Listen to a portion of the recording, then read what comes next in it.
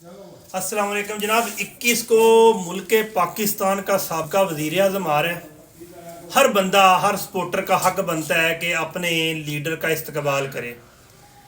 एक बात कहना चाहता हूँ कि पहले जो सियासत होती थी ना, गांव लेवल पे होती थी कि हाँ हमारा लंबड़दार चौधरी गांव का किस जिस साइड पे है हमें वो उसे वोट देना है।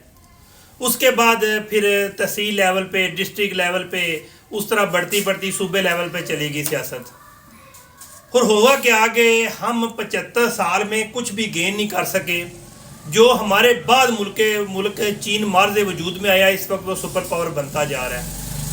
अब आप लोगों से एक ही बात कहना चाहता हूँ, किसी के तल्लक को निभाने के लिए अपने मुल्क की कुर्बानी ना देना, किसी की यारी निभाने के लिए अपने मुल्क के साथ सौदा करने वाले का साथ ना देना, या किसी की रिश्तेदारी निभाने के लिए मुल्क के गद्दार के साथ या मुल्क के गद्दार का कभी इस्तकबाल ना करना। अब मुझे नहीं मालूम कि आप किसको मुल्क का गद्दार कहते हैं, किसको मुल्क का दुश्मन कहते हैं, या किसको मुहिब वतन कहते हैं।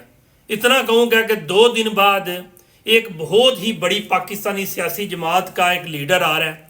अगर आप समझते हैं कि वो बंदा मुल्क पाकिस्तान के लिए बेहतर है तो उसके लिए फूलों के हार लेके जाना, और अगर आप समझते हैं कि वो मुल्क पाकिस्तान के ठीक नहीं है तो रिश्तेदारी, दोस्ती या तल्लक ना निभाना।